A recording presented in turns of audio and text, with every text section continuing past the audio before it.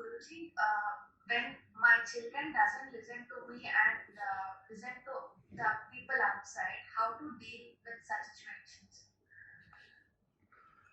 Your children don't listen to you.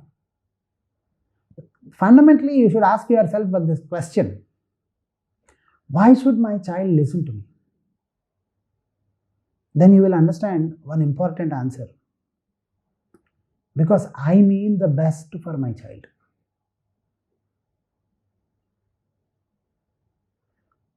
Again, you should ask yourself, why should I be the only one my child should listen? Then you will understand one important factor.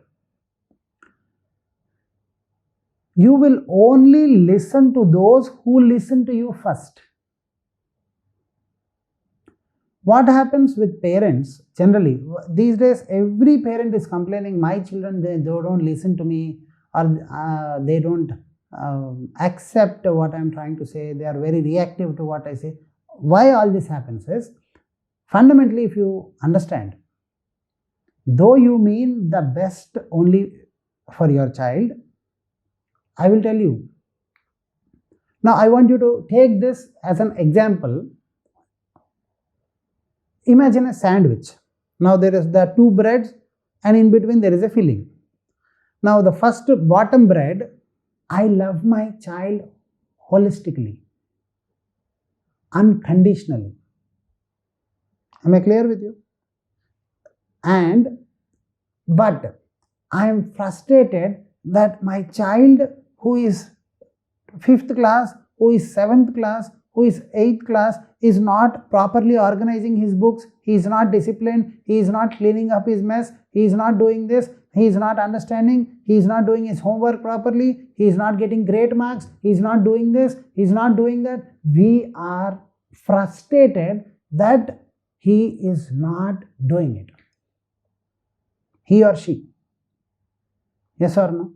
Now I want to do repair. I want to tell him, I want to do him discipline mechanism. So I will teach him discipline. So I will discipline him. Is the top bread.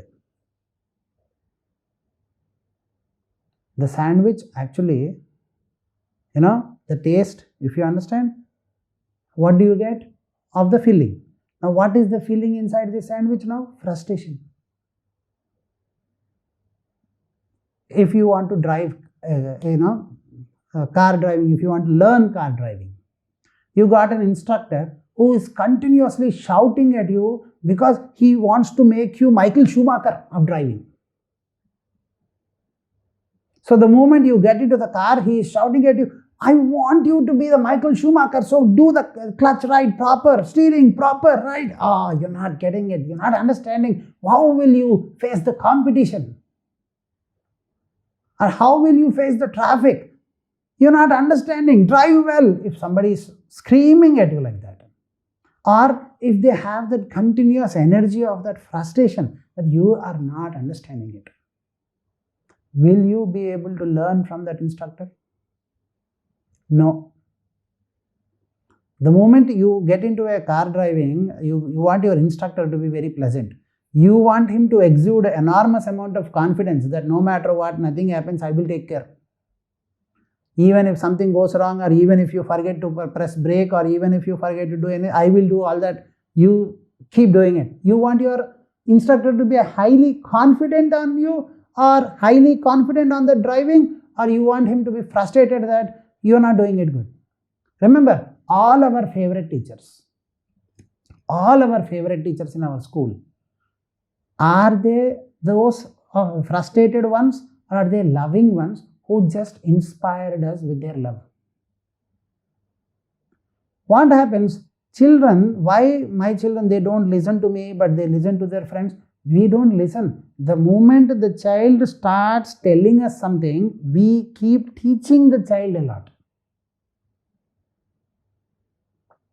Am I clear with you? We all become Gautama Buddhas before our children and try to absolutely educate them about the wisdom of life when they see us failing a lot in our life. Because we want to pour all our failure wisdom into them. Am I clear with you?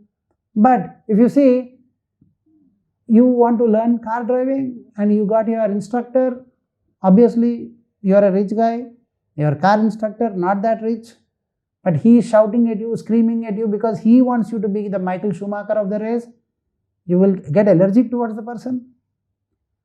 If you see Bhagavad Gita, Bhagavad Gita is very, very important. But out of 18 chapters, the entire first chapter of Bhagavad Gita is Arjuna Vishada Yoga, where Arjuna was telling Krishna what will happen after a person is dead. To the universal supreme Godhead, to the absolute aligned, enlightened Krishna. Am I clear with you?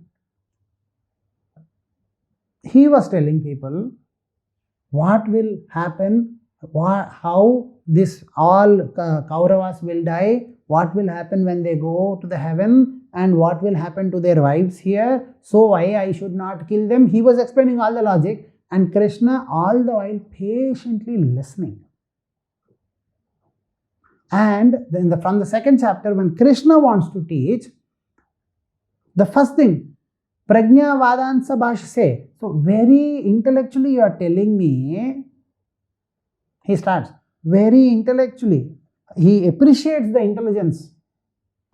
And then slowly he comes to Klaibyam Masmanga Mahaparda. He then reprimands him. Do not subscribe to that stupidity. So, you have to understand one thing. You can only be received by people to whom you receive very much, very pleasantly. Listen to your kids more than you want your kids to listen to you. And second, do not have this enormous amount of frustration or enormous amount of expectation or enormous amount of agitation. You can have any of these three or all three of these. If you observe carefully, you have a lot of frustration that your child is not performing to your own expectation. He is not able to focus, he is not able to do that. There is an enormous amount of frustration. Or enormous amount of expectation. How will he live up to the competition standards? He must do like this. He got only 89%, he is not getting 99.9%. You have the expectations. If you carefully observe. Or you will have agitation. And when you have this agitation or expectation or frustration, and remember, with frustration or agitation or enormous expectation, whatever you tell somebody, say to anybody, they will not be able to see past your own agitation or expectation or frustration and see the truth. A truth when told out of frustration is frustration alone, not the truth. A truth when told in agitation is agitation alone, not the truth. Only when a state of equanimous mind tells a truth, the truth is received properly. You want your favorite teacher to be loving towards you and confident of your success in life. Now what happens is, children are running, see these days in India especially, you start your career or you start your real life from around 25 years of age. So from your time you are born till 25, it's a marathon race, 25 years of marathon. But as an adult, as a parent, your marathon is only month to month. Every month you need to pay your expenses, every month you need to pay your staff, you need to pay, you need to do. So every month here, the enormous amount of the necessity for progress is on you. By the time the month gets over, you need to pay a lot of bills, you need to do the progress, the amount of progress that is required for you to get to your expectations and get to your, bills is more. Now you don't want to run, but you want your 25-year-old marathon child, because the child who has not performed well till the 10th class can instantly start performing very well. Something can happen and he can be a genius. There are many people who failed in their 10th and but maintain or can manage a fantastic business empire. The many people who have not done well in their early years and they have done fantastic. But what happens is, by the time the child develops a certain age, parents are filled with enormous amount of frustration, agitation and expectations, than enormous amount of confidence that my child is born to succeed. If anything said out of love can be received well, then why we always tell our children with a lot of frustration and agitation? So, when parents complain, my child is listening to their friends, not to me, he is not patient enough to listen to me, I very well understand that situation, because when a child in the teenage or in his childhood, when he tries to tell something, parents would have definitely become Gautama Buddha. They wanted to become the Brahmagyanis and they wanted to explain all the wisdom of life. Instead of lovingly accepting, hearing to what the child says. Remember, the more agitated you become, the more expecting you become a burden in the relationship. Yes or no? Do you want an expecting, agitated and frustrated spouse, or do you want a loving, confident spouse? Do you want a loving, confident spouse when the time or the situations around are going chaotic during the time of this pandemic? Do you want a confident and stable spouse, or do you want an agitated or confused and frustrated spouse? You want a confident spouse. For a child, life is like a pandemic. So many things are going wrong with him. His or her hormones are raising. He is naturally distracted with his hormones. His brain is not helping him at the important time of his life, in his teens. His amygdala is functioning more than his frontal cortex. And initially the frontal cortex is not well developed. The important tool for the consciousness and self-decision and self-awareness is not developed. At that point in time, if he has to progress, you see, everything with him and within her is going down. His brain not cooperating, his hormones trying to distract and everything. And at that point in time, he has a frustrated, agitated and expecting parents to him to get somewhere in life. Automatically, he will understand, they love me, the bottom bred, they love me. Their all corrections towards me are also a part of love. But I don't like the frustration, the central feeling, which actually gives me the taste of the sandwich. I don't like that because it's all frustration, agitation and expectations. Who does not have frustration, agitation and expectation? Not his teachers. Because teachers also are now in pressure, because parents put pressure on the school or in the college. Now, who does not have agitation, frustration, and who has enormous amount of confidence, albeit wrong confidence, but still, who shows that? Friends. Yes or no? They are not agitated. They are not frustrated that you are not performing. They are confident that hamara acha hoga, we will be good. So naturally, mind is inclined to listen to the friends.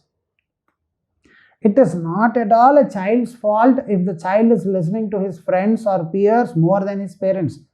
It is the parents' fault, because a child, when he is born, from the time he is born, he or she was listening to you.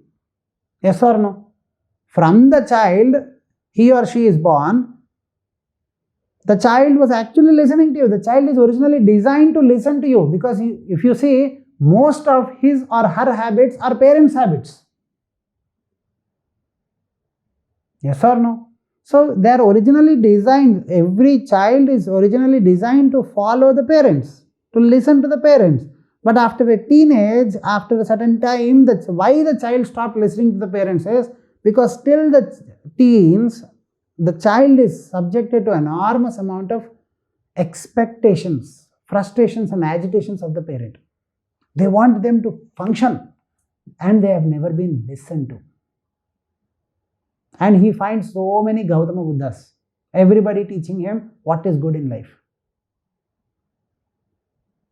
And the only people who are really confident, not at all agitated, and who has enormous amount of confidence on them, his friends, that they will perceive like that. They will perceive like that. So if you want your child to listen to you, release all your frustration, release all your agitation. Don't try to handle him, because understand, he or she has already risen to an age where he can only be understood and accepted, cannot be handled. When you give them that respect, you're not a dog that I can handle, you're not a sheep that I can handle. You are a coexisting intellectual human being that I can understand and cooperate with. When you give your child that level of respect from the childhood, or at least after the teenage, when the child is not listening to you, that is the time you need to listen to your child. And when you listen patiently without judging for a long enough time, automatically that frustration that you have not listened to him or her is now emptied out. After that, they start listening. In an argument, if you see, after all that you need to shout, you shouted, even if you have an upper hand, you will try to listen to the other person. Yes or no? But only when your frustration is vented out. So as a parent, when you have vented your frustration till your teenage, till his or her teenage, now when they are venting out their frustration, that's the time you need to stay silent. And you need to have an enormous amount of confidence. No matter what, my child is going to be successful, happy. And I cooperate with my child and listen to the child. And slowly the child will come to a level where he can discuss with you. At that point in time, do not again try to give him wisdom. Try to work with him to come to a solution for his problems. Try to work with him to make him or her arrive at the solutions. If you can do that, then you have followed the path of Lord Krishna, explaining the niceties of life and then giving him the confidence that no matter what, if you understood, you go ahead. If you have not understood, even then have confidence and faith in me. I am always there for you, my child. That's what Bhagavad Gita in the last sloka. If you understood all this, you go to war. If you have not understood, just follow me. Sarva dharman parityajya mamekam sharanam brahma is what the last sloka of the Bhagavad Gita, if you understand. So he explained, he listened, he explained, and then at the end, he got enough confidence of that Arjuna that he could say, if you have understood what I have explained, go to the war. And if you have not understood, have faith and confidence in me and go to the war. Things will be right. Then Arjuna went to war. Your child also will listen to you. Art of trying to teach comes after learning the art of trying to listen properly. When parents realize this, they already will know their child is born to succeed because he or she is originally designed to succeed in life. Jai Gurudatta, Jai Gurudatta, Jai Jai Gurudatta.